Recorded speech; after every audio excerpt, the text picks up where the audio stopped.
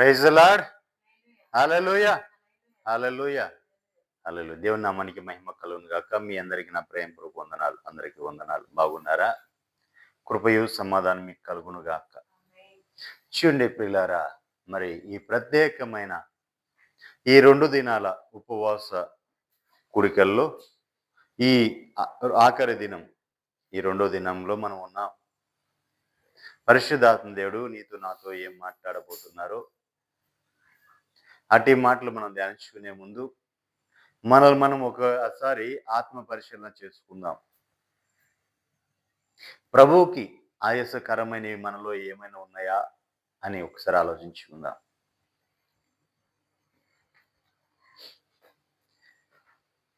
ప్రభువే మనకు సహాయము చేయనుగాక. ఆమేన్. మరి ఈ దిన ధ్యానాంశము యిర్మీయా పుస్తకం 46వ అధ్యాయం 4వ వచనం ధ్యానించుకుందాం.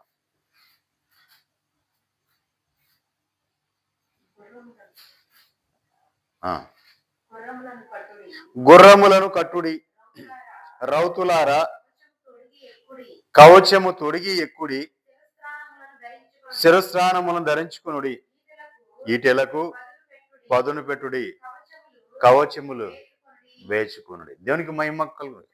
చూడండి పిల్లారా, ఇక్కడ మనం చూసినట్లయితే యిర్మీయా పుస్తకం 46వ అధ్యాయం 4వ వచనంలో మనం ధ్యానించినట్లయితే ఆ అధ్యాయంలో మనం చూస్తే గుర్రములను కట్టుడి, రౌతులారా కవచములను తొడుగుడి, కవచం తొడిగి ఎక్కుడి, శిరస్నానములను ధరించుకునుడి, ఈటెలను పదును పెట్టుడి, కవచములు ధరించుకునుడి.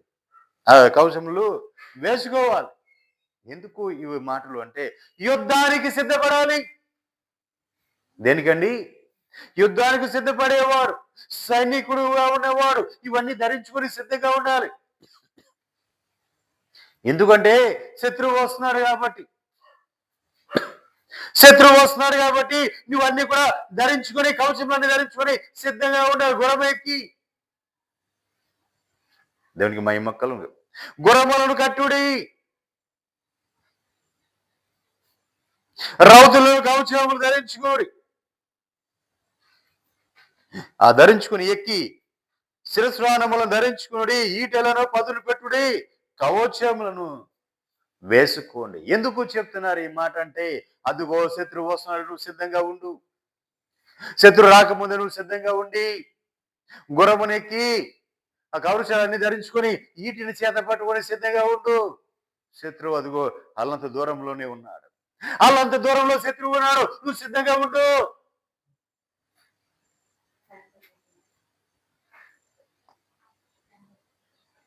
అని పలుకుతున్నారు అక్కడ. వాస్తవంగా చెప్పాలంటే ఇది దేని గురించి రాయబడి ఉందంటే, ఐగుప్తు గురించి. ఐగుప్తు ఒక దేవోక్తి రాయబడి ఉంది. యిర్మీయాకు వచ్చిన ప్రత్యక్షతలో దేవుడు మాట్లాడిన మాటల్లో ఐగుప్తు గురించి మాట్లాడి ఉన్నారు. ఐగుప్తు దేశం గురించి రాయబడి ఉంది. కింద వచ్చినానికి రండి. ఐగుప్తులు చెప్పుకుంటున్నారు ఏమని? గుర్రములను కట్టుడి, రౌతులారా కవచంలో తొడిగి ఎక్కుడి, శిరస్నానము ధరించుకొని ఈటెలకు పదును పెట్టుడి, కవచములను వేసుకొనుడి అని ఎందుకు చెప్తున్నారు? దేవుడు చెప్పట్లా, వారు చెప్పుకుంటున్నారు, వాళ్ళ అధిపతులు చెప్తున్నారు. 5వ వచనం, నాకేమి కనబడుచున్నది, వారు ఓడిపోచున్నారు, వెనుక తీయ చూచున్నారు, వారు బలాద్యులు అపజయము నొందుచున్నారు, తిరిగి చూడగా వేగరముగా పారిపోచున్నారు, ఎటు చూసిన భయమే. యెహోవా మాట ఇదే, త్వరగా పరిగెత్తువారు పారిపోజాలరు. చూడండి, త్వరగా పరిగెత్తువారు పారిపోజాలకున్నారు. బలాద్యులు తప్పించుకొని జాలకున్నారు. ఉత్తర దిక్కున యూఫ్రటీసు నది తీరమందు వారు త్రొట్టిల్లి పడుచున్నారు. దేవునికి మహిమ కలుగును. ఉత్తర దిక్కున యూఫ్రటీసు నది వరకు వెళ్ళిపోయి పరిగెడుతున్నారు, త్రొట్టిల్లి అక్కడ పడిపోతున్నారు. దేవునికి మహిమ కలుగును. ఇక్కడ నాకేం కనపడుచున్నది? ప్రవక్త అంటున్నాడు, నాకేమి ఇక్కడ కనపడుచున్నది అంటే వారు ఓడిపోవడం కనపడుతుందంట. ఎవరు? ఎవరైతే గుర్రములను కట్టి రౌతులను కవచములను ధరించుకొని శిరస్వాలను ధరించుకొని ఈటిని పట్టుకొని ఈటిని పదును పెట్టుకొని కవచం ధరించుకొని ఎవరైతే ఏదో సన్నద్ధులై ఉన్నారో వారి ఓడిపోట కనపడుతుందంట. దేవునికి మహిమ కలుగుగాక. ఐగుప్తు ఓడిపోబోతుంది, అది నేను చూస్తున్నా, ఇదిగో అది ఓడిపోవడం నేను చూస్తున్నా అని ప్రవక్త చెప్తున్నాడు.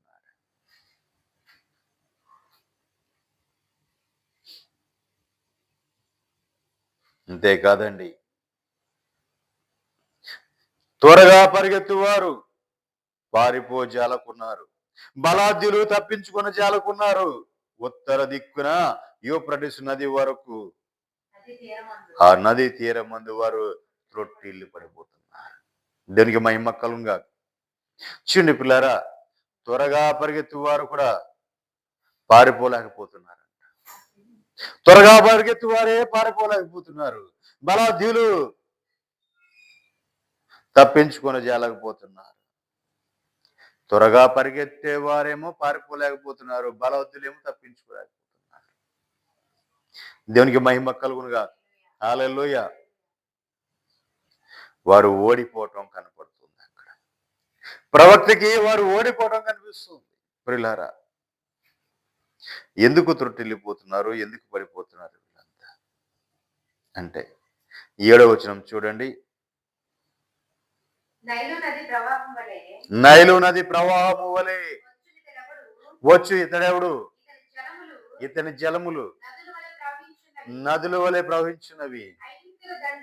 ఐగుప్తుల దండు నైలు నది వలె ప్రవహించుచున్నది. దాని జలములు తొలుకున్నట్టుగా అది వచ్చుచున్నది. ఒక నిమిషం అండి. ఈ ఐగుప్తు జనములు ఎలా వస్తున్నాయండి? నైలు నది వలె వస్తున్నాయి. నైలు నది చూస్తే అది అంచుల వరకు ప్రవహిస్తూ ఉంది, పొంగి పొర్లుతా ఉంది. జనసాంద్రము, ఆ జన సమూహము, సైనిక సమూహం ఆ విధంగా ఉంది. ఎవరి యొక్క సైనిక సమూహము? ఐగుప్తీయుల యొక్క సమూహము. ఐగుప్తుల సమూహము ఆ విధంగా ఉంది, పొరులుతున్నట్టుగా నదీ ప్రవాహం వలె ఉంది.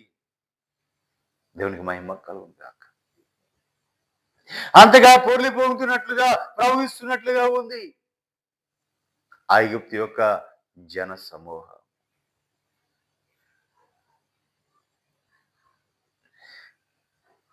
వారికి అంత జన సమూహం ఉంది కదా, అంతమంది ఉన్నారు కదా, వారే విజయం పొందుతాం, మేమే వాళ్ళు జయం చేస్తాము అని అనుకుంటా ఉంటారు. దేవునికి మహిమ కలుగుగా. కానీ ప్రవక్త అంటున్నాడు, వారు ఓడిపోవచ్చున్నారు, లేక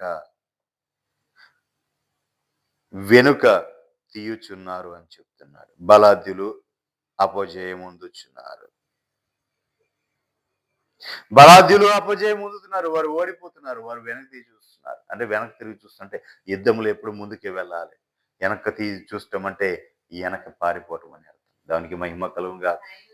ఈ వెనక తిరిగి చూస్తున్నామంటే వెనక్కి పారిపోవటం. యుద్ధంలో ఎప్పుడు కూడా ముందుకు వెళ్తూనే ఉండాలి, వెనక్కి వెళ్ళకూడదు. వెనక్కి వెళ్తున్నాం అంటే పారిపోతున్నాడు. దేవునికి మహిమ కలుగుగా. కింద వచ్చిన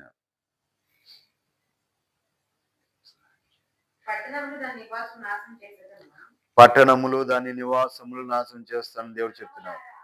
అమ్మా, గుర్రములారా ఎగురుడి, రథములారా రేగుడి, బలాద్యులారా బయలుదేరుడి. డాలు పట్టుకొను కూషీలును పుతీలును విలుకాండ్రులైన లుదీలును బయలుదేరవాలి. చూడండి, ఒక నిమిషం చూడండి పిల్లరా. ఇప్పుడు ఐగుప్తీయుల్ని మనం చూసాం, నదీ ప్రవాహముల వలె వస్తున్నారు, వారు పొర్లి పొంగుతా వస్తున్నారు. ఐగుప్తీయులు గుర్రములు ఎక్కి వారు రథములను ఎక్కి వస్తున్నారు. వారు మాత్రమే అనుకుంటున్నారా? కాదండి. ఇక్కడ మనం చూస్తే గుర్రములారా ఎగురుడి, ఎగరమని, గుర్రాలు ఎగరాలంట. రథములారా రేగండి, బలాద్యులారా బయలుదేరుడి, డాలు పట్టుకునుడి అని చెప్తూ ఇంకా చెప్తున్నాడు అక్కడ, కుషీలును పుతినీయులను విలుకాండ్రులు లుదీలును బయలుదేరు. చూడండి, ఇక్కడ ఐగుప్తులతో పాటు ఇంకా 3 జాతులు బయలుదేరుతున్నారు. 3 దేశ నివాసులు బయలుదేరుతున్నారు. 3 దేశాలను కూడగట్టుకున్నాడు ఐగుప్తీయుడు. 3 దేశాల వారు, మొత్తం 4 దేశాల వారు కలిసి వస్తున్నారు. ఎవరెవరై అంటే ఐగుప్తీయులను ఇంకా పుదీలును. చూడండి, కూషీలును పుదీలును విలుకాండ్లు, వాళ్ళు బాణాలు వేసే నేర్పరులైన విలుకాండ్లు, లూదీయులు. వీళ్ళందరూ కూడా కూడుకొని వస్తున్నారు. ఎలా వస్తున్నారండి? గుర్రములెక్కి వీళ్ళందరూ కూడా అక్కడికి వస్తున్నారు. దేవునికి మహిమ కలుగుగా. 10వ వచనం, ఇది ప్రభువునకును సైన్యములకు అధిపతి అయిన యెహోవా యొక్క పగ తీర్చుకునే దినం. ఆయన తన శత్రువులకు ప్రతిదండన చేయును. ఆయన యొక్క ఖడ్గము కడుపారా తినును, అది తనివి తీరా రక్తము తాగును. ఉత్తర దేశంలో యూఫ్రటీస్ నది యొద్ద ప్రభువును సైన్యములకు అధిపతి యెహోవా అక్కడ బలి జరిపించబోతున్నారు. ఉత్తర దిక్కులో బలి జరిపించబోతున్నాడు. ప్రభువును సైన్యములకు అధిపతి అయిన యెహోవా, దేవాతి దేవులు వారు, మన ప్రభు అయిన యేసుక్రీస్తు వారిద్దరూ కలిసి అక్కడ బలి జరిపించబోతున్నారు. అది ఆ ఖడ్గం ఏం చేస్తుందంట? కడుపార తిని తనివి తీర రక్తము తాగుతుందంట. దేవునికి మహిమ కలుగును. హల్లెలూయా. చూడండి, ఖడ్గము నిన్ను తినివేస్తుందా? తినివేసే ఖడ్గమేనా నీ ఖడ్గం? కడుపారా తిని తనివి తీర రక్తము తాగే అలాంటి ఖడ్గమా నువ్వు వాడేది? దేవునికి మహిమ కలుగునుగా.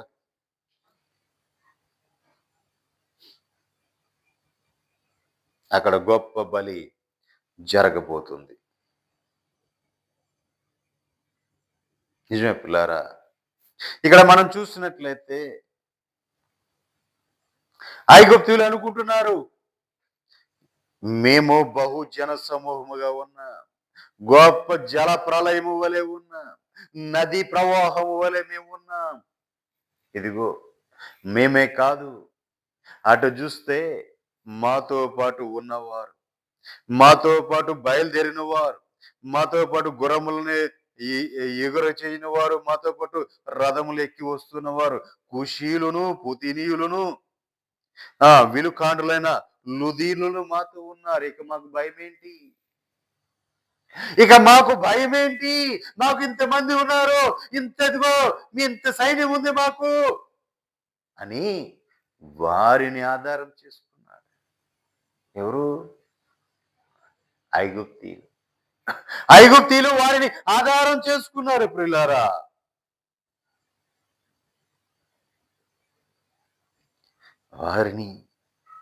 వారిని చూసి, ఐగుప్తీయులను చూసినప్పుడు నీవు ఇదిగో నిజంగా ఐగుప్తుడితో దేవుడు తోడుగా ఉన్నాడు కాబట్టి ఐగుప్తు ఇంత ఆశీర్వదించబడింది, ఐగుప్తు ఇంతగా హెచ్చించబడింది. శ్రేష్టమైన ఎక్కడ ఉన్నాయంటే ఐగుప్తులో ఉన్నాయి. శ్రేష్టమైన గుర్రములు ఎక్కడ ఉన్నాయంటే ఐగుప్తులో ఉన్నాయి. ఇవన్నీ కూడా ఐగుప్తు ఇంతగా ఆశీర్వదించబడిన కారణము దేవుడు వారితో ఉన్నాడు అని నువ్వు అనుకుంటున్నావేమో. ప్రియులారా, ఐగుప్తులు తన బిడ్డలు బానిసత్వంలో ఉన్నారు. ఇశ్రాయేలీయులు భయంకరమైన శ్రమలు ఊబిలో ఉంటారు. వారిని రక్షించడానికి దేవుడే దిగి వచ్చాడు. దేవునికి మహిమ కలుగుగా. వారిని రక్షించడానికి దేవుడే ఈ లోకానికి దిగి వచ్చాడు. ఆ భయంకరమైన ఇనుప కోలిములోంచి వాళ్ళని విడిపించి నడిపించిన దేవుడు. అయితే ఆయన యొక్క శక్తి, ఆయన యొక్క సామర్థ్యాలను వారు మర్చిపోయి, వాళ్ళు ఇశ్రాయేలు దేవుడైనా మన దేవుడు కాదు అనుకో. వారు అన్ని దేవతల తట్టు తిరిగి అన్ని దేవతలను ఆశ్రయిస్తున్నారు.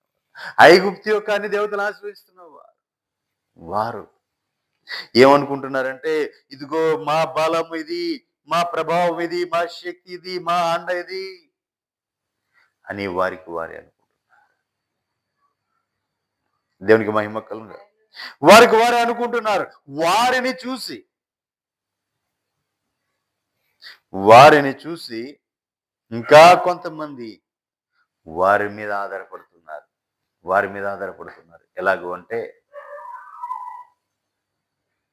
ఎలాగో ఆధారపడుతున్నారు అంటే సర్వశక్తి గల దేవుణ్ణి విడిచిపెట్టేసి, సర్వాధిపతి జీవాధిపతిని విడిచిపెట్టేసి లోకముని ఆశ్రయిస్తున్నారు, లోకమును ప్రేమిస్తున్నారు, లోకం వైపు మలుకుంటున్నారు. లోకపు ఆశలతో లోకములో ఉన్న ప్రతి ఒక్కటి కూడా వీళ్ళు తెచ్చుకుంటున్నారు. ప్రియులారా, దేవునికి మహిమ కలుగునుగా. వారిని ఆశ్రయిస్తున్నారు. ఎందుకంటే ఒకప్పుడు శ్రేష్టమైనవన్నీ కూడా ఐగుప్తులో ఉన్నాయంటే కారణం ఎవరు? ఒకప్పుడు ఆశీర్వదించబడిన ఐగుప్తు అంటే కారణం ఎవరు? ఒకప్పుడు ఇదిగో ఐగుప్తు ఎక్కడ ఆహారం లేకుండా ఐగుప్తులోనే ఆహారం ఉందంటే కారణం ఎవరు?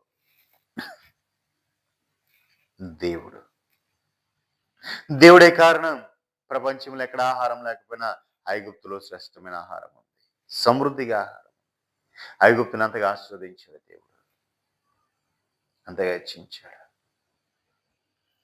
దేవునికి మహిమ కలుగును. అంతగా వృద్ధిపరిచాడు. శ్రేష్టమైనవన్నీ కూడా ఇశ్రాయేలు యొక్క కుమారుని అక్కడ ప్రధానమంత్రిని చేస్తే ఆ కాలంలో ఏం చేశాడు? ఆ ప్రపంచంలో దేశాలన్నిట్లున్న శ్రేష్టమైనవన్నిటిని కూడా సంపాదించి పెట్టాడు. ఐగుప్తుకి శ్రేష్టమైనవన్నీ కూడా సంపాదించి పెట్టేశాడు. వారి దగ్గర ఏవైతే అమూల్యమైనవి ఉన్నాయో, ఏవైతే శ్రేష్టమైనవి ఉన్నాయో అవన్నీ కూడా తీసుకొని ఈయన ఏం చేశాడు? వాళ్ళకి ధాన్యమును పంచిపెట్టి అన్నిట్లో వృద్ధి చేసుకున్నాడు. ఆ దేశాన్ని బలపరిచాడు. శ్రేష్టమైన ఈవులన్నీ కూడా అక్కడే ఉండిపోయాయి, శ్రేష్టమైనవన్నీ కూడా అక్కడే ఉండిపోయాయి ఐగుప్తులో. వాటిని చూసి ఐగుప్తు ఇంత సౌందర్యవతి, ఐగుప్తులు ఇంత శ్రేష్టమైనవి ఉన్నాయి, ఐగుప్తుకి ఇంత బలం ఉంది, ఇంత అండ ఉంది, ఐగుప్తుతో పాటు ఇంకా అనేక దేశాలు కూడా ఉన్నాయి అని నీవు అనుకుంటున్నావేమో, దాని మీద ఆశ పెట్టుకుంటున్నావేమో, దాని వైపు చూస్తున్నావేమో. నా ప్రభు నీతోనే మాట్లాడుతున్నాడు. నేటినో నువ్వు ఆధారం చేసుకుని ఎటువైపు నువ్వు చూస్తున్నావు. చూడాల్సిన వాటి వైపు చూడక ఎటెటో చూస్తున్నావు. కాబట్టి నా ప్రభు నీతోనే మాట్లాడుతున్నాడు. చూడండి,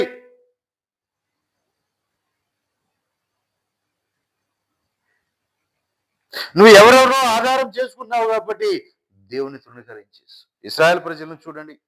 యెషయా పుస్తకం 31వ అధ్యాయం 11వ వచనం మనం చూసినట్లయితే 31:1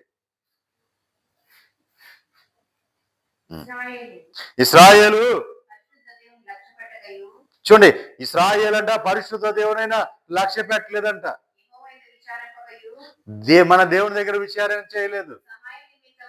సహాయము నిమిత్తము ఐగుప్తునకు వెలుచు గుర్రములను ఆధారం చేసుకొని వారి రథముల విస్తారములనియు రౌతులు బలాద్యులనియు వారిని ఆశ్రయించిన వారికి శ్రమ.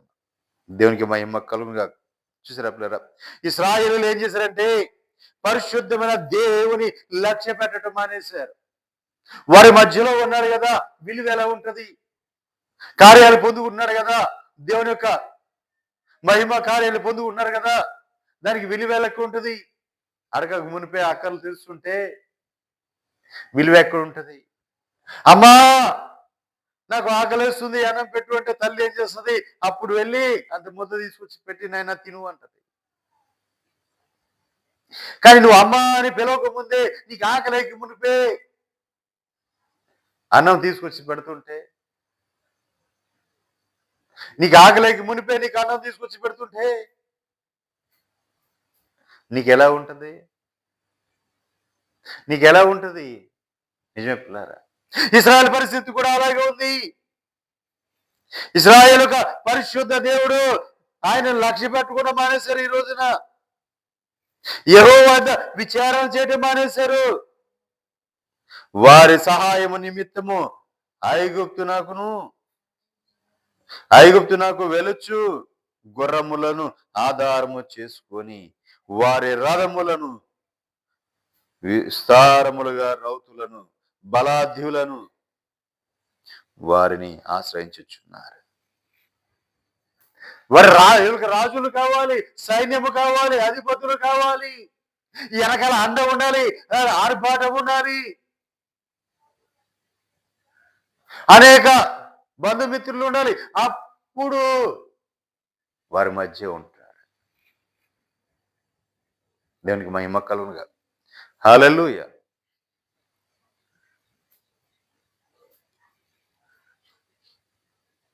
ఐగుప్తుకు వెళ్తున్నారు గుర్రములను ఆధారం చేసుకొని. ఐగుప్తు గుర్రములంటే అవి మామూలు గుర్రాలు కాదండి. ఎంతో శ్రేష్టమైన గుర్రాలు, నాణ్యమైన క్వాలిటీ కలిగిన గుర్రాలు. గుర్రాలను ఏం చేస్తారో తెలుసా? గుర్రాలని, నాణ్యమైన క్వాలిటీ కలిగిన గుర్రాలని బయటకు రానివ్వరు. ఈ కంచరగాడిలాగా ఈ చిన్న గుర్రాలు ఉంటాయి. ఆ గుర్రాలని వాటిని తిప్పుతా ఉంటారు. దేవునికి మహిమ కలుగుగా. హల్లెలూయా. శ్రేష్టమైన గుర్రం ఐగుప్తు గుర్రాలు అంటే ఎంతో పేరు పొందినది. ఐగుప్తు నుంచి గుర్రాలు వస్తున్నట్టు అవి ఎంతో పేరు పొందిన, ప్రఖ్యాతలు పొందినవి. ప్రపంచ దేశాల్లో కూడా ఐగుప్తు నుంచి గుర్రములను దిగుమతి చేసుకున్నారు. ఎందుకంటే అక్కడ గుర్రాలు బలిచి ఉంటాయి, అక్కడ గుర్రాలు నాణ్యం కలిగి ఉంటాయి, అక్కడ గుర్రాలు ధైర్యము కలిగి ఉంటాయి. దేవునికి మహిమ కలుగుగా. వారి గుర్రములను చూసి, వారి రథములను చూసి, వారి రౌతులను చూసి వారిని ఆశ్రయిస్తున్నారు. ఎవరు? తన ప్రజలని ఇశ్రాయేలీలే. ఆ గుర్రములు, ఆ రథములు, ఆ రౌతులు వాటిని చూసి ఆశ్రయించేస్తున్నారు. వీరికి ఇంత అంగు ఉంది, ఇంత ఆర్భాటం ఉంది, వీరి దగ్గర ఇన్ని వెపన్స్ ఉన్నాయి.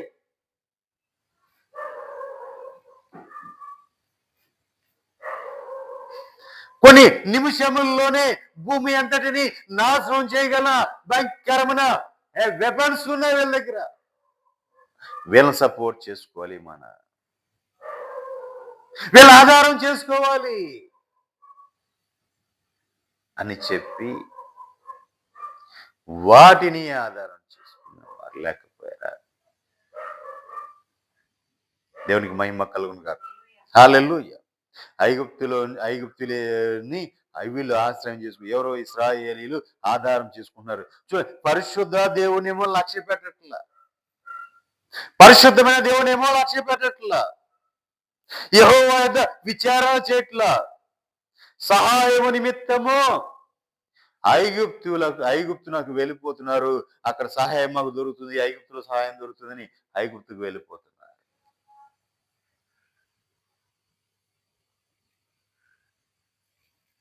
సహాయము దొరుకుతుందని ఐగుప్తుకు వెళ్ళిపోతున్నారు. ఐగుప్తుకు వెళ్ళి అక్కడ ఏవేవో ఆశ్రయిస్తున్నారు. అక్కడ ఉన్న వాటిని వేవేట్లను ఆశ్రయిస్తున్నారు. ఎందుకంటే చూడండి పిల్లరా, ఐగుప్తులో ఏమున్నాయి? గుర్రాలు ఉన్నాయి, మేలు రకమైన శ్రేష్టమైన గుర్రాలు ఉన్నాయి, వాటిని ఆధారం చేసుకుంటున్నారు. అక్కడ ఏమున్నాయి? రథములు ఉన్నాయి, వాటిని ఆధారం చేసుకుంటున్నారు. విస్తారములైన రౌతులు ఉన్నారు అక్కడ, వారిని ఆధారం చేసుకుంటున్నారు. బలాఢ్యులను వెళ్ళి ఆశ్రయిస్తున్నారు.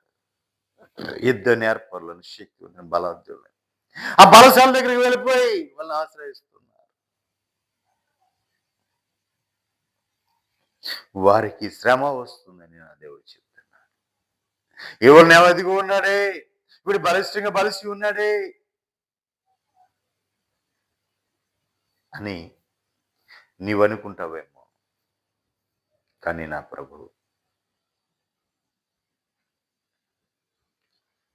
ప్రభు శ్రమల పాలు చేయబోతున్నాడు. నువ్వు దేనినో ఆశ్రయించు, ఎవరినో ఆశ్రయించు. ఆశ్రయించాల్సిన వారిని ఆశ్రయించుకోకుండా ఎవరెవరినో ఆశ్రయించావు కాబట్టి నా ప్రభు నిన్ను శ్రమకు అప్పగించబోతున్నాడు. ఎందుకంటే కింద వచ్చిన 2వ వచనం, ఆయనను ఆయన బుద్ధిమంతుడుగా ఉన్నాడు, మాట తప్పక దుష్టుల ఇంటి వారి మీదను, కీడు చేయి వారికి తోడ్పడి వారి మీదను ఆయన లేచును. ఐగుప్తీయులు మనుషులే గాని దేవుళ్ళు కారు. ఐగుప్తుల గుర్రములు మాంసాలే గాని ఆత్మ కావు. యెహోవా తన చెయ్యి చాపగా సహాయము చేయవాడు జోగును. దేవునికి మహిమ కలుగును. చూడండి పిల్లరా, నువ్వు దేన్ని ఆశ్రయిస్తున్నావు? ఐగుప్తుని ఆశ్రయిస్తున్నావా? ఎందుకు ఆశ్రయిస్తున్నావు నువ్వు ఐగుప్తుని? ఐగుప్తుని ఎందుకు సపోర్ట్ చేసుకుంటున్నావు అంటే, ఐగుప్తులో యుద్ధ నేర్పర్లైన మేలిమి గుర్రాలు ఉన్నాయి, వాటిలో ఉన్నాయి. రెండోది, వాటిని తోలే రౌతులు ఉన్నారు, వారిని తోలే రౌతులు ఉన్నారు. మూడోది, వాళ్ళు అక్కడ బలాద్యులుగా ఉన్నారు. రథములు ఉండే వాళ్ళు బలాద్యులే ఉన్నారు. వాళ్ళు శక్తివంతులు, బలాద్యులు కాబట్టి వారిని ఓడగొట్టాలి అనుకుంటున్నారు. వారిని ఓడించాలి అనుకోవటానికి కారణం ఏంటంటే, నాకు వెనకాల ఆధారం ఉంది, అండుంది. నాకు ఐగుప్తు ఉంది. ఐగుప్తు దేశంలో ఉన్న బలాద్యులు, ఐగుప్తు దేశంలో రథములు, ఐగుప్తు దేశంలో రౌతులు, ఐగుప్తు దేశంలో ఉన్న గుర్రాలు, వీటిని చూసి ఆశ్రయించడానికి వచ్చారు. ఒక పక్కన చూస్తే పరిశుద్ధమైన దేవుని ఏమో లక్ష్య పెట్టట్లేదు. యెహోవా ఆయన దగ్గరికి వెళ్ళి విచారణ చేయకోకుండా వీరే వేటేట్లను ఆశ్రయించేసుకున్నారు. వాళ్ళు ఎవరండి? ఐగుప్తులు ఎవరు? మనుషులు కాదా? వాళ్ళు దేవుళ్ళ కాదే, వారందరూ మనుషులే. ఐగుప్తులు గుర్రములు మాంసమైనవి గాని ఆత్మ కాదే. ఐగుప్తుల గుర్రములు మాంసయుక్తమైనవి గాని ఆత్మ కాదే.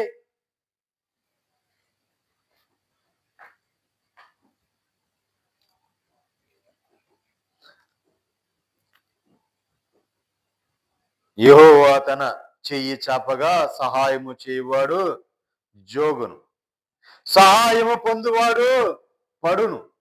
వారందరూ కూడి నాశనమగిపోతారు.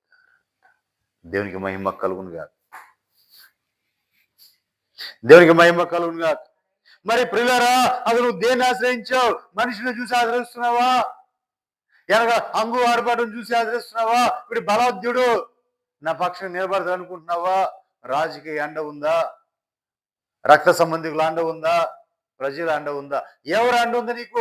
ఎవరిని చూసి నువ్వు విరవేగుతున్నావు? ఎవరిని చూసి బలాద్యులు నా వారే, నేను బలాద్యుడు నన్ను ఎవరు అనుకుంటున్నావు? దేవునికి మహిమ కలుగును గాక. నీ ఎవరిని చూసి బలాద్యులు నాకు సపోర్ట్ చేయడానికి వీళ్ళు సరిపోతారు, నా శత్రు మీద యుద్ధం చేయడానికి వీళ్ళు సరిపోతారు అని నీవెవరి గురించి అనుకుంటున్నావు? వారంతా కూడా, నువ్వు అనుకుంటున్న వారందరూ కూడి నాశనం అయిపోతారు.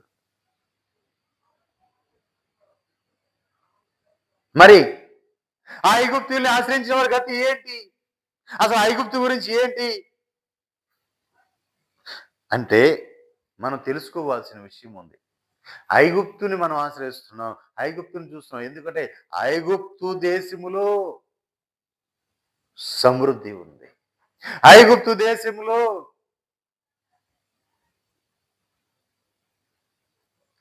రథములు ఉన్నాయి, గుర్రములు ఉన్నాయి, రౌతులు ఉన్నారు అని వాటిని నువ్వు ఆధారం చేసుకుంటావు.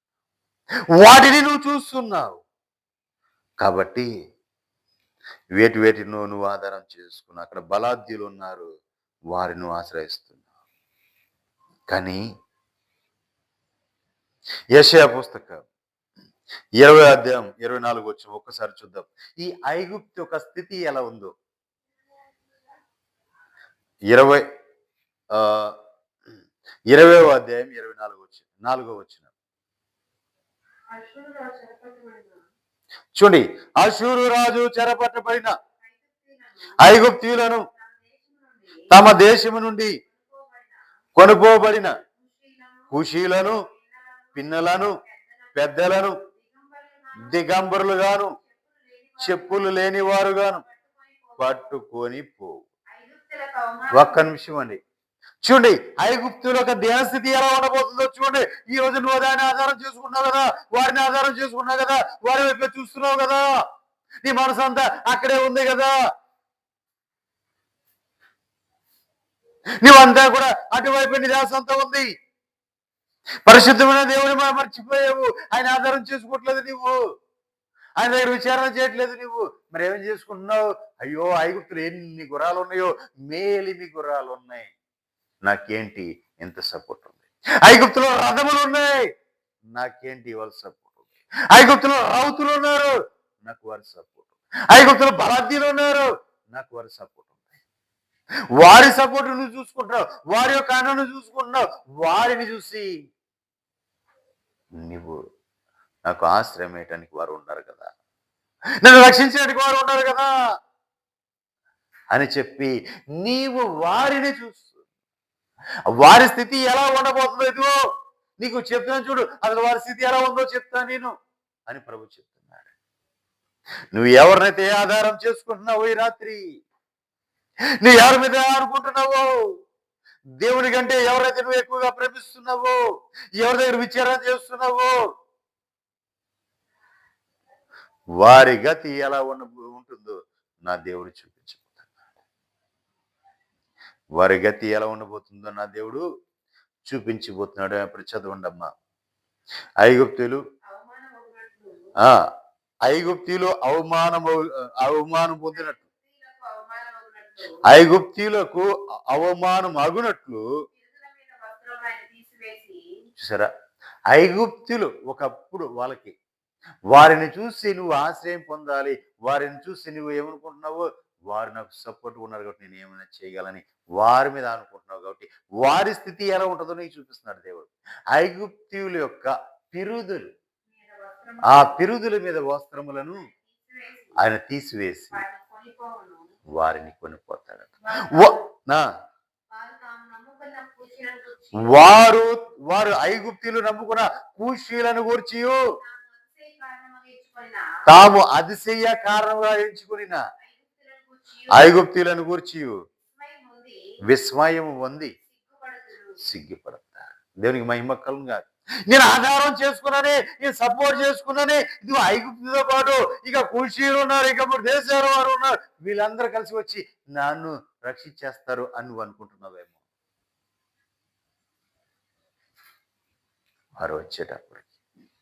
వారు వచ్చేటికి వారి స్థితి కూడా ఎలా ఉంటుందో చూడటానికి ఈ రోజున ఎంతో బలాఢ్యులుగా ఉన్నారు, శ్రేష్టమైన ఈవులు ఉన్నట్లు ఉన్నాయి, కనపడుతున్నాయి.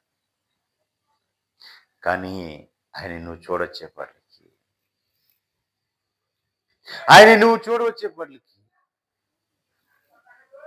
వారి స్థితి ఎలా ఉండబోతుందో చెప్తాను ఇక్కడ. వారి స్థితి ఎలా ఉంటుందంటే, వస్త్రములు, వారు వేసుకునే వస్త్రములు పిరుదుల దగ్గర ఆయన తీసి చించివేయబోతున్నాడు. అవమానం, వారు అవమానం పొందబోతున్నారు, అంతగా హేళన చేయబోతున్నారు, అపహాస్యం చేయబోతున్నారు. చూసిన వాళ్ళందరూ కూడా అపహాస్యం చేసే అంత నీచ స్థితికి వారు దిగజారిపోతున్నారు. అలాంటి వారిని నువ్వు ఆధారం చేసుకునేది నా ప్రభుడుతున్నాడు. అలాంటి వాడే నువ్వు ఆధారం చేసుకున్నది.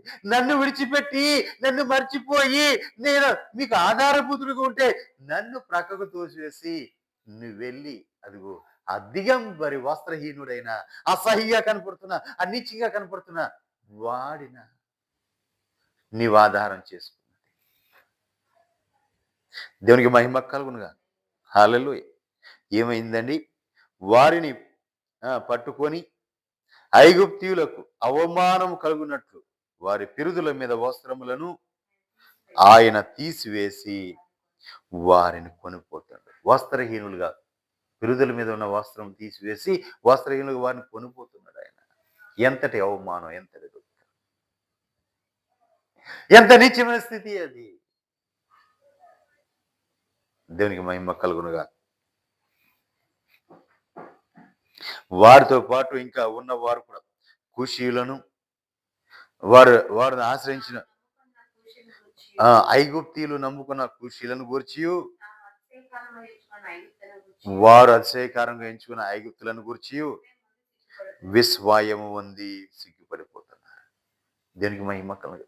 విస్మయం పొంది సిగ్గుపడిపోతున్నారు. అరే వీళ్ళనైనా ఆశ్రయించింది, అరే వీళ్ళనైనా సపోర్ట్ చేసుకున్నది, అరే వీళ్ళతోనైనా నేను సాంగత్యం చేసేది, వీళ్ళ స్థితి ఎట్లా అయిపోయింది అంటే, నువ్వు ఆశ్రయించిన వారి స్థితి ఎట్లా అయిపోయిందంటే రేపొద్దున మరి నీ స్థితి ఇంకెంత దారుణంగా ఉంటుంది. నువ్వు ఆశ్రయించిన వారి స్థితి అంత జరిగిపోతే రేపొద్దున మరి నీ స్థితి ఎలా ఉంటది? దేవునికి మహిమ కలుగును గాక.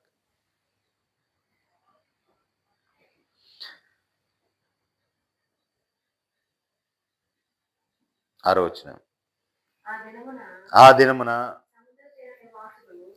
దినమున సముద్ర తీర నివాసులు అషూరు రాజు చేతిలో నుండి విడిపింపబడవని సహాయము కొరకు మనం పారిపోయి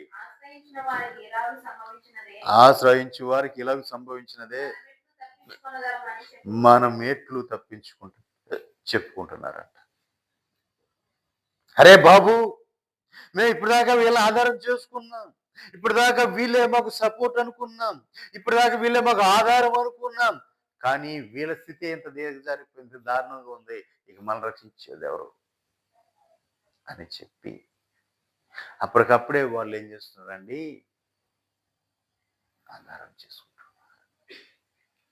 వాళ్ళు ఆధారం చేసుకుంటాం. అది కాదు ఆధారం చేసుకోవాల్సింది, ఇంకొకటి ఉంది, యెహోవా సన్నిధిలో మనం ఆధారం చేసుకోవాలి అని అనుకుంటున్నారు. దేవునికి మహిమ కలుగునుగా. హల్లెలూయా. చూడండి పిల్లారా,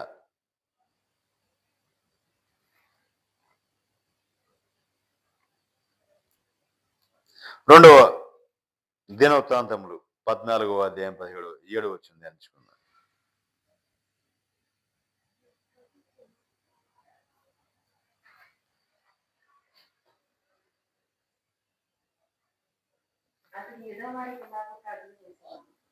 అతడు యూదా వారికి ఇలాగ ప్రార్థన చేశాడు. దేవునికి మహిమ కలుగును గాక. హల్లెలూయా. నిజం పిల్లారా, నీవు ఎవరిని ఆశ్రయిస్తున్నావు, ఎవరి మీద అనుకుంటున్నావు, ఎవరిని సపోర్ట్ చేసుకున్నావో, ఎవరిని వెనకాల నీ బ్యాక్గ్రౌండ్ లో ఉంచుకున్నావు, నీ బలగము, నీ బలము, నీ ధైర్యము, నువ్వు ఎవరినైతే ఆశ్రయం చేసుకున్నావు. నా దేవుడు వారి గురించి మాట్లాడు. ఇలాగూ అంటున్నాడు. పూర్వం చదువమ్మా. మా దేవుడైన యెహోవానే మేము ఆశ్రయించితిమి. ఒక్క నిమిషం చూసారా, వీళ్ళేమో ఐగుప్తీయులను ఆశ్రయించారు. ఐగుప్తుల ఒక దీన స్థితిని చూసి ఎవరిని ఆశ్రయించాలో తెలియట్లా. కానీ నా ప్రభువు చెప్తున్నాడు, ఇదిగో నువ్వు ఆశ్రయించాల్సింది ఐగుప్తీయులను కాదు, నీవు ఆశ్రయించాల్సింది ఐగుప్తీయులను కాదు, ఆశ్రయించాలి, నన్ను ఆశ్రయించాలి చూడు అని చెప్తూ నా ప్రభు అంటున్నాడు కదా. చదువమ్మా.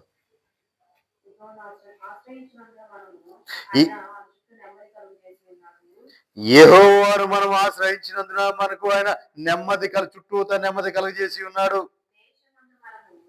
దేశమందు మనము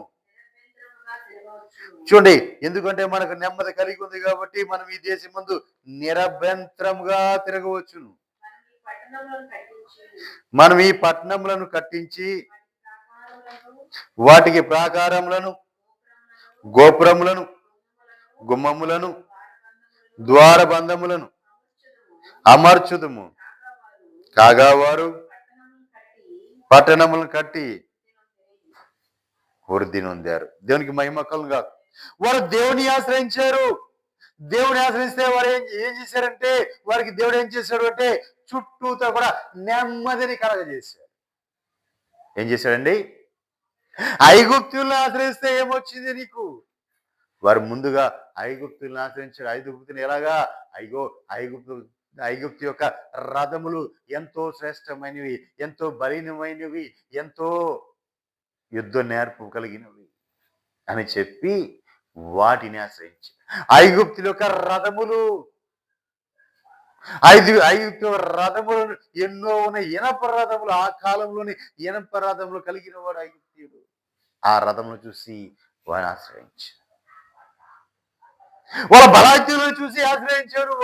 వారిని చూసి అంతేకాదు, ఆ ఐగుప్తు దేశంతో పాటు ఇంకా 3 దేశాలు ఉన్నాయి, వారు కూడా సపోర్ట్ చేస్తారు అని చెప్పి వారిని చూసి నువ్వు ఆశ్రయించు.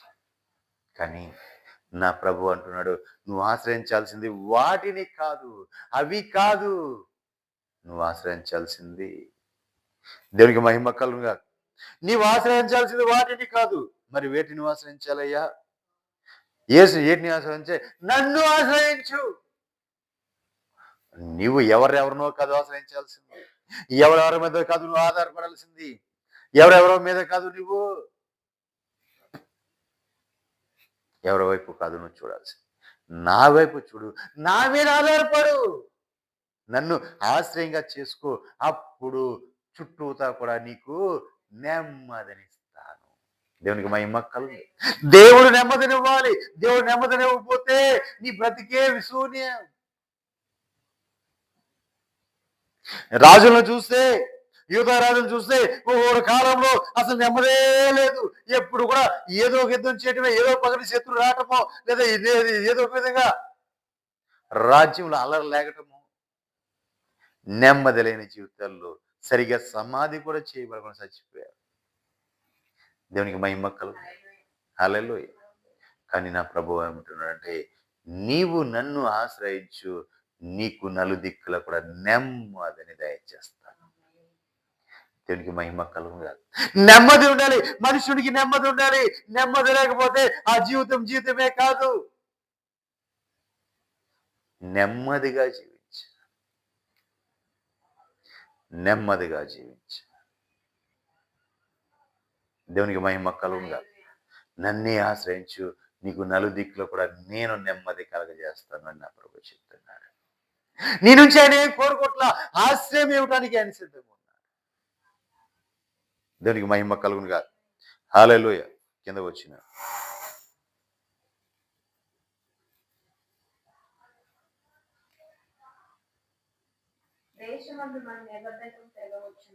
చూడండి, దేవుని ఆశ్రయిస్తే నలుదిక్కుల నెమ్మది కలుగజేస్తాడు. కాబట్టి దేశమందు మనము నిరభ్యంతరంగా తిరగవచ్చు.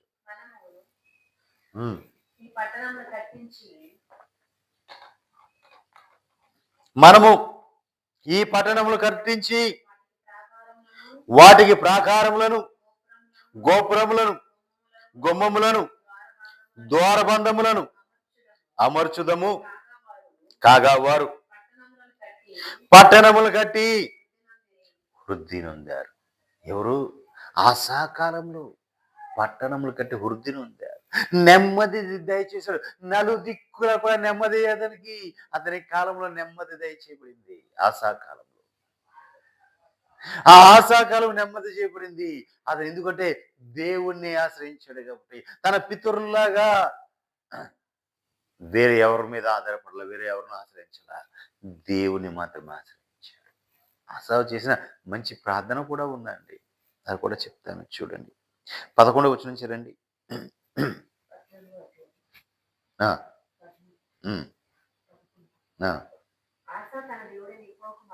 చూడండి, ఆశ తన దేవుడైన యెహోవాకు మొరపెట్టి, యెహోవా అయ్యా ప్రభువా, మేము విస్తారమైన సైన్యము చేతిలో ఓడిపోకుండా బలము లేని వారికి సహాయము చేయటకు నీకన్నా ఎవరు లేరయ్యా. ఒక్క నిమిషం అండి. చూసారా చూసారా ఎంత చక్కటి ప్రార్థన చేస్తున్నాడు. ఎలా ఎవరి మీద ఆనిపోయాడో చూసారా. అయ్యా, మేము విస్తారమైన జనమును ఎదుర్కోవటానికి మాకు శక్తి సరిపోకపోయినా నీకంటే శక్తి సామర్థ్యాలు కలిగిన వారు ఎవరున్నారయ్యా. అయ్యా, నీలాంటి వారు ఎవరున్నారయ్యా, నీలాంటి వారు ఎవరున్నారయ్యా, మేము నీ మీదే ఆధారపడుతున్నామయ్యా అని చెప్పి దేవుడి మీద ఆధారపడిపోతున్నాడు. దేవుడి మీద ఆడుకుంటున్నాడు. ఇంకా ఎవరిని ఆధారం చేసుకోవట్లేదు, దేవుడినే ఆధారం చేసుకుంటున్నాడు. మా దేవా యెహోవా మాకు సహాయము చెయ్యి.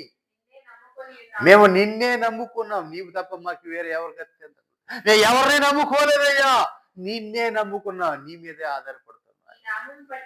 నీ నామమును పట్టియే సైన్యం, విస్తారమైన సైన్యమును ఎదురించుటకు మేము బయలుదేరి ఉన్నాం. యెహోవా నీవే మా దేవుడవు, నరమాతృలను నీ పైన చెయ్యమొందని. దేవునికి మహిమ కలుగా. ఆశ ప్రార్థన ఏంటంటే, నరమాతృలను నీ పైన జయమునొందనివ్వక ప్రభువా, నేను నిన్నే ఆధారం చేసుకున్నాం, నీ మీదే ఆనిపోయాం. ఇదంతా మాకు చేత కాదు, మా వల్ల కాదయ్యా. అయ్యా, మీ చిత్తానికి మేము అప్పగించుకుంటూ లొంగిపోతున్నాం. జనము చూస్తే విస్తారమైన సైన్య సమూహాలు అక్కడ ఊరులు తిరిగి ఉన్నాయి. అయ్యా, మేము చూస్తే తక్కువగా ఉన్నాం. అయినా సరే వారితో మేము యుద్ధం చేయగల శక్తి సామర్థ్యాలు మాకు అనుగ్రహించగలిగిన వారు నీవు. మేము యుద్ధం చేయకుండానే మా పక్షమే యుద్ధము చేసి శత్రువులను అంతమొందించేవాడు నీవు. నీ మీదే మేము ఆధారపడిపోయామయ్యా అని ఆయన మీదే ఆధారపడిపోవాలి. మనుషులను చూసుకొని ఆధారపడడం కాదు, గుర్రములను చూసుకొని ఆధారపడటం కాదు, రౌతులను చూసుకొని ఆధారపడటం కాదు, రథములను చూసుకొని ఆధారపడటం కాదు. మరి దేన్ని చూసి ఆధారపడాలి? నా ప్రభుని చూసి ఆధారపడాలి. నీవే మాకు దిక్కు, నీవే మాకు అండ, నీవే మాకు ఆధారం. నా ప్రభుని చూసి ఆనుకున్నవాడు, నా ప్రభుని చూసి ఆశ్రయించి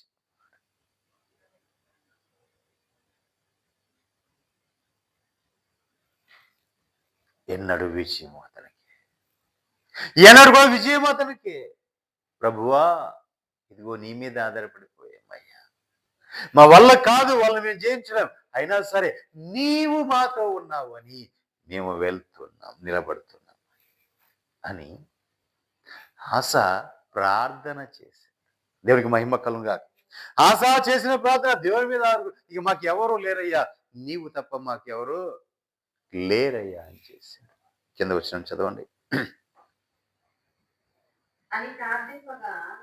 అని ప్రార్థింపగా యెహోవా ఆ కుష్షీలను ఆశా ఎదుటను యూదా వారి ఎదుటను నిలువనీక వారిని మొత్తినందున వారు పారిపోయారు.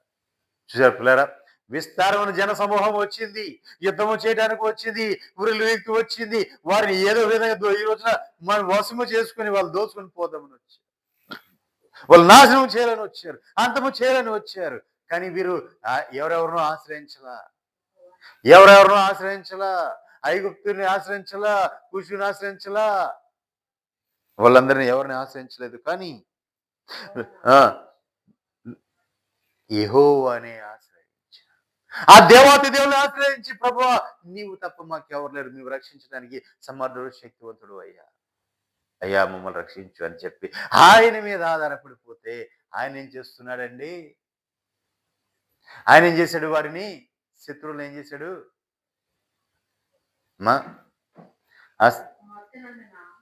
వారిని మొత్తినందున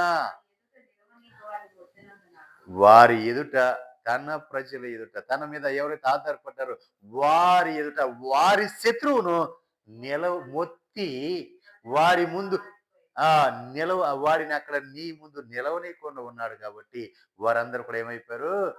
పారిపోయారు. దేవునికి మహిమ కలుగును గాక.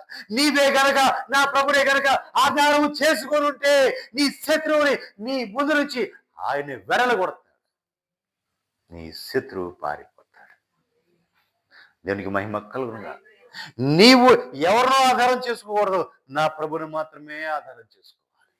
నా ప్రభుతో మాత్రమే ఒడంబిక చేసుకోవాలి. ఆయనతో మాత్రం నిబంధన చేసుకుంటే నీ శత్రువును నీ ముందు ఉండనివ్వకుండా వాడిని వెళ్ళగొట్టేస్తాడు.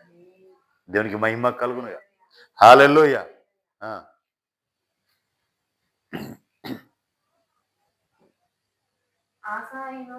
ఆసాను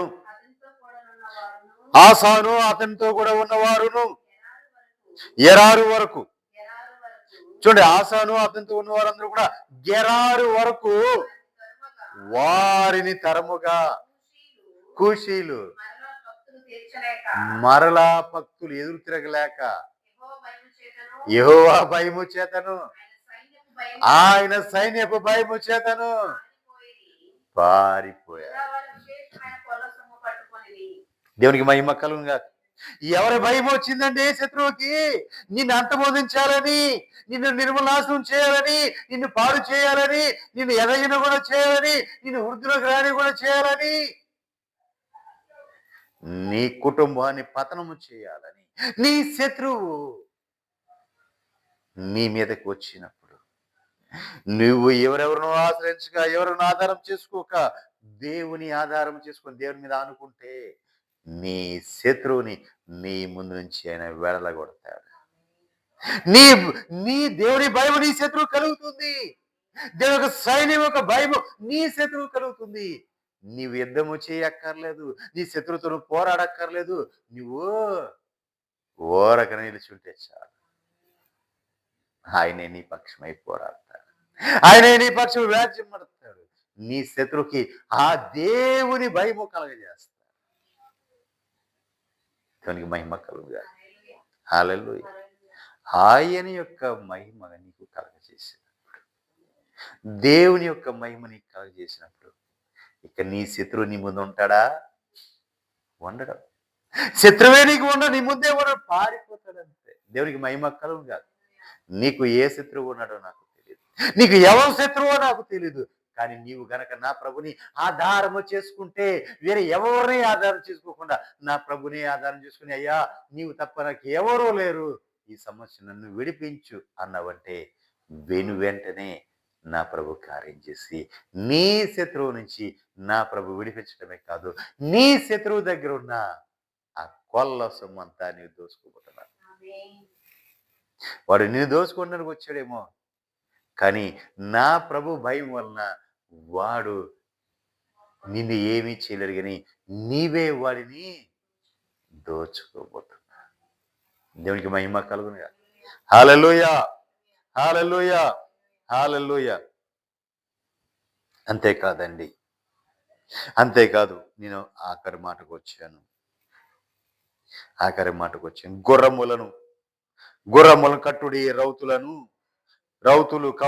రౌతులారా కవచములను తొడుక్కునుడి, కవచం తొడుక్కుని ఎక్కుడి, శిరస్ప్రాణములను ధరించుకునుడి, ఈటెలను పదును పెట్టుడి, కవచములను వేసుకునుడి. దేవునికి మహిమ కలుగునుగా. గుర్రములు, రౌతుల గురించి మాట్లాడుకున్నాం. ఇప్పుడు కవచములు ధరించుకుందాం. ఎఫెసీ పత్రిక 6వ అధ్యాయం 11వ వచనం.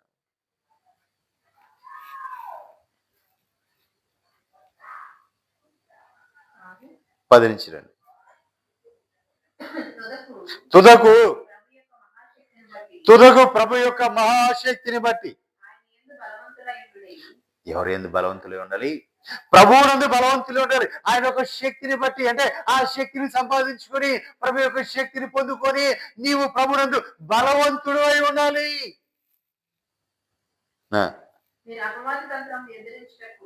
మీరు అపవాది తంత్రములను ఎదిరించుటకు మీరు శక్తివంతులగినట్లు దేవుడిచ్చు సర్వాంగ కవచము ధరించుకొని ఉండాలి.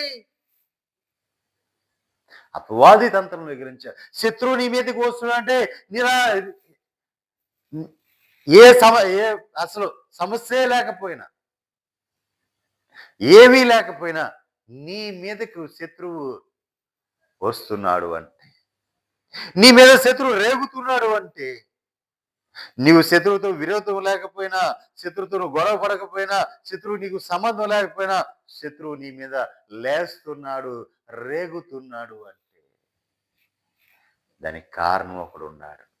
ఎవడు వాడు? అపవాది. వాడు నీవు ఉపవాసాలు ఉండి, జాగారాలు ఉండి, దేవుని సన్నిధిలో కనిపెడుతూ దేవుని యొక్క దిన రాకడ కోసం ఎదురు చూస్తున్నవా విశ్వాసమేమో.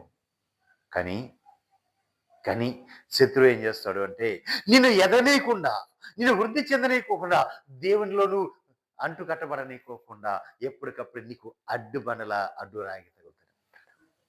అప్పటికప్పుడే నీకు అడ్డుపడుతూనే ఉంటాడు. ఎప్పటికప్పుడు అడ్డుపడుతుంటాడు. కారణమే లేకుండా దారిని పోయేవాడు కూడా నీ మీద కేకలేస్తూ ఉంటాడు. వాడికి నీకు సంబంధమే ఉండదు, వాడికి నీకు సంబంధమే ఉండదు. కానీ వాడు కూడా ఏదో ఒక మాట అని వెళ్తాడు. కారణం ఏంటంటే శత్రువు నేను ఏదో విధంగా కృంగ చేయాలని, శత్రువు ఏదైనా బలహీనపరచాలని, శత్రువు నేను ఏదో విధంగా నీ ప్రతిష్టలోంచి, ఉపవాసం నుంచి నిన్ను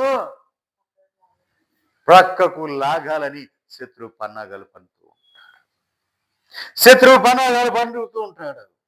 అందుకనే వాడు తంత్రములను వేస్తూ ఉంటాడు. అందుకే అన్నాడు ఏమని, అపవాది తంత్రములను ఎదురించుటకు శక్తివంతులగినట్లుగా. అపవాదిని ఎదిరించాలంటే నువ్వు శక్తిని పొందుకోవాలి. ఆ శక్తిని పొందుకున్నట్టుగా దేవుడిచ్చు సర్వాంగ కవచములను నువ్వు ధరించు. యుద్ధానికి వెళ్ళేవాడు ఊరికినే వెళ్ళకూడదండి. ఊరికినే మామూలుగా వెళ్ళిపోతే వాడు కత్తే దూచి బాణం వేయవచ్చు, ఏమైనా వేయచ్చు, గాయములు అయిపోయి చచ్చిపోతారు. కాబట్టి ఆ కాలంలో ఏం చేసేవాళ్ళు, యుద్ధానికి వెళ్ళేటప్పుడు చిస్త్రాలను ధరించుకునేవాళ్ళు. ఎందుకంటే తల ఎక్కడ తెక్కకుండా, తలకి దెబ్బ ఎక్కడ ఇక్కడ వరకు ఉండేది. తర్వాత ఎక్కడికక్కడ కవచాలు ఉండేవి. ఒక ఒళ్ళంతా ఉండేది. ఒకవేళ కత్తి ఏమైనా జారి ఎక్కడైనా పడినా తెక్కకుండా ఉండడం కోసం. దేవునికి మహిమ కలుగునుగా. కాబట్టి ఇవన్నీ కూడా నువ్వు సర్వాంగ కవచములను, సర్వ అంగ కవచాలు అంటే ఒళ్ళంతా కూడా అంగాంగాలు, సర్వాంగ కవచం ఇవన్నీ కూడా ధరించుకోవాలి. చేతులు, కాళ్ళై, ఎదరమై, ఇది తల మీదే, ఇవన్నీ కూడా సర్వాంగ కవచమును ధరించుకోవాలి. ఎందుకంటే నీవు యుద్ధ సన్నద్ధుడు వెళ్తున్నావు కాబట్టి, యుద్ధంలోకి వెళ్తున్నావు కాబట్టి ఉట్టి చేతితో మామూలుగా ఊపుకుంటూ వెళ్ళిపోతే సరిపోదు. ఒక్క దెబ్బకే అయిపోతుంది. దేవునికి మహిమ కలుగునుగా. కాబట్టి శత్రువు భారం వేసిన అది నీలో దిక్కుండా ఉండాలంటే కవచం కావాలి. ప్రతి విషయానికి కూడా సర్వంగా కవచాలు కావాలి. దేవునికి మహిమ కలుగునుగా. సర్వంగా కవచాలను ధరించుకునే వెళ్ళాలి. అపవాది యొక్క కుయుక్తులు, అపవాది యొక్క తంత్రములు నీవు ఎరగని వారు కాకుండా వాడిని ఎదిరించడానికి నీవు సర్వంగా కవచములను ధరించుకోవాలి. దేవునికి మహిమ కలుగునుగా. 13వ వచనం. అందుచేతను చూడండి, అందుచేతను మీరు ఆపద్దినమందు వారిని ఎదురించుటకు సమస్తము నెరవేర్చిన వారే నిలవబడుటకును శక్తిమంతులగినట్లు దేవుడిచ్చు సర్వాంగ కవచములను ధరించుకోవాలి. దేవుడి మీద ఆధారపడిపోతే, దేవుడి మీద ఆనుకుంటే, దేవుడితో కలిసి ప్రభువా ఇదిగో అయ్యా ఈ జన్మ మీద నేను ఏమి చేయలేను, నా వల్ల కాదు అని గనక ఆయన మీద ఆధారపడితే ఆయన ఇచ్చే సర్వాంగ కవచములను ధరించుకుని నువ్వు నిలబడగలవు. నీ మీదకు శత్రువే రాడు. ఒకవేళ వచ్చిన ఆడే పారిపోతాడు. దేవునికి మహిమ కలుగునుగా. హల్లెలూయా. వాడు ఎంతటి శత్రువు అన్నా కానీ, ఎంత అధికారంలో ఉన్నాయి, నిన్ను మాత్రం ఏమీ చేయలేరు. దేవునికి మహిమ కలుగుగా. హల్లెలూయా. నిన్ను మాత్రం ఏమీ చేయలేడు శత్రువు. ఎందుకంటే నీ శత్రువు నువ్వు ఎవరెవరినో ఆధారం చేసుకోకుండా నీ దేవుని నువ్వు ఆధారం చేసుకున్నావు కాబట్టి నీ శత్రువు పైన నీకు విజయాన్ని నా ప్రభు ఇవ్వబోతున్నాడు. నీ శత్రువు నీ ముందు లేకుండా నీ శత్రువుని వెలగొట్టబోతున్నాడు. గొప్ప కార్యములు నా ప్రభు చేయబోతున్నాడు. దేవునికి మహిమ కలుగుగా.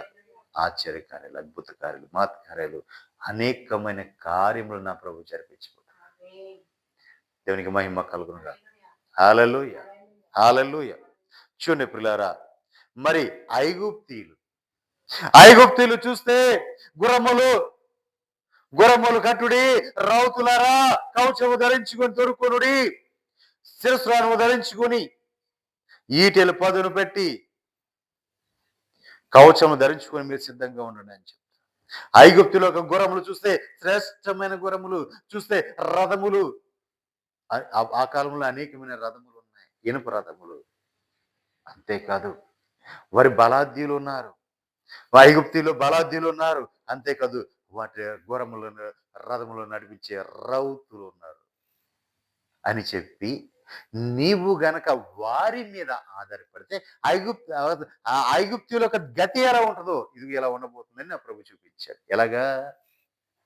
అలా వస్త్రం శరపట్టి వారి వస్త్రములు పిరుదుల వరకు లేకుండా కోసివేసి వాళ్ళను వస్త్రహీనులుగాను నీచులుగాను చేసి నా ప్రభు వాళ్ళకి అప్పగించబోతున్నాడు శత్రువు. వారికే ఆ గతి అంటే ఇక వారిని ఆశ్రయించిన మరి నీకే గతి ఉండాలి? అంతకు మించి ఉండాలి కదా. కానీ నా ప్రభు అంటున్నాడు ఇదిగో నన్నే ఆధారం చేసుకో. నువ్వు ఎవరినో ఆధారం చేసుకోవద్దు, నన్నే ఆధారం చేసుకో. నన్ను ఆధారం చేసుకొని ఆ సాబుని మన ముందు ఉంచాడు. ఆ సాబులాగా మనం ప్రార్థన చేసి ప్రభువా నీకేమో అప్పగించుకుంటున్నామయ్యా అని నీవు గనక అనగలిగితే నా ప్రభు ఈ క్షణమే నీ జీవితంలో కార్యము చేయటానికి సిద్ధంగా ఉన్నాడు. దేవునికి మహిమ కలుగుగా. హల్లెలూయా. హల్లెలూయా. కాబట్టి ప్రియులారా, ఇశ్రాయేలీలు పరిశుద్ధమైన దేవుని లక్ష్య పెట్టట్లేదు. మరి ఎవరిని లక్ష్య పెట్టారంటే ఆయన ఐగుప్తీయులను లక్ష్య పెట్టుకున్నారు. ఎందుకంటే వారి దగ్గర గుర్రములు ఉన్నాయి, రథములు ఉన్నాయి, రౌతులు ఉన్నాయి, వాళ్ళు బలాద్యులు అని చెప్పి వారిని ఆకరించు. కానీ నా ప్రభు ఎవరిని కూడా విడిచిపెట్టలేదు. ఎవరిని కూడా ధృవీకరించి నువ్వు వారిని కాదు ఆధారం చేసుకోవాల్సింది, నన్ను ఆధారం చేసుకో అని నా ప్రభు చెప్తున్నారు. దేవునికి మహిమ కలుగుగా. హల్లెలూయా. హల్లెలూయా. నిజమే పిల్లరా, మనము గనక నువ్వు ఈ దినం ఈ ఉపవాస పండుగలు, ఈ ఉపవాస ప్రత్యేకమైన ఉపవాస కూడికల్లో ఈ ఆఖరి దినం, ఈ రెండో రోజున ఈ ఆఖరి దినంలో నీవు ఏ సమస్య బట్టి ఉన్నావు, నీవు ఎవరిని ఆధారం చేసుకున్నావో నాకు తెలీదు. కానీ నా ప్రభుని గనక నీవు ఈ రాత్రి ఆధారం చేసుకుంటే నా ప్రభు నీ జీవితంలో కార్యం చేయడానికైనా సిద్ధంగా ఉన్నాడు. ప్రార్థన చేసుకుందాం. ప్రియులారా, మీ అందరికీ నా ప్రేమపూర్వక వందనాలు. మరి ఈ రెండో దినం ఈ ఉపవాస దిన ముగిస్తున్నాం. అట్లాగే మరి రేపు పునరుత్థాన దినం కాబట్టి ఆదివారపు ఆరాధన యథావిధిగా ఆయా సంఘాలు జరుగుతాయి. అట్లాగే రేపు ఇంకా 2 ప్రాముఖ్యమైన దినాలు ఉన్నాయి. ఒకటి నెలలో 1వ తారీఖు అయిన 1వ తారీఖు కుటుంబాశ్రద ప్రార్థన, రెండోది వాగ్దాన సందేశం 3 కలిసి వచ్చాయి. ఒకటి ప్రతి నెల 1వ తారీఖున వాగ్దాన సందేశము ప్లస్ కుటుంబాశ్రద కూడిక ప్లస్ రేపు పునరుత్థాన ఆరాధన ప్లస్ రేపు నెలలో 1వ ఆదివారం కాబట్టి పరిశుద్ధమైన ప్రభు బల్ల విందు ఉంది. అందరూ కూడా తప్పకుండా పాలు పుంపులు పొందండి. మీ అందరికీ నా ప్రేమపూర్వక వందన. అందరికీ వందన. ప్రభు మీ కుటుంబాల్లో కార్యము జరిపించునుగాక. మరి ఈ 2 దినాల ఉపవాసాలు పాలు పుంపులు అవుతున్న ప్రియులారా, ప్రభు మిమ్మల్ని వ్యర్థంగా విడిచిపెట్టట్లేదు. ఆయన కార్యములతో మిమ్మల్ని తృప్తిపరచుతున్నాడు. ఆయన కార్యములతో మిమ్మల్ని తృప్తిపరుస్తారు. గొప్ప కార్యము జరిపించబోతున్నారు మీ మీ కుటుంబ జీవితాల్లో. అయితే ఒక కండిషన్ ఏంటంటే, మీరు ఎవరిని ఆధారం చేసుకోకుండా దేవుని మాత్రమే ఆధారం చేసుకోండి. ఆయన మీదే ఆనుకోండి. నీ శత్రువును నీ నుంచి ఆయన పారిపోయేటట్లు చేస్తాడు. అంతేకాదు, నీ శత్రువు కలిగిన అది నీకు ఆయనను దోసుకునేట్లుగా చేస్తాడు. మరి వందనాలు. ప్రార్థన చేసుకుందాం. ప్రార్థన చేసుకుందాం.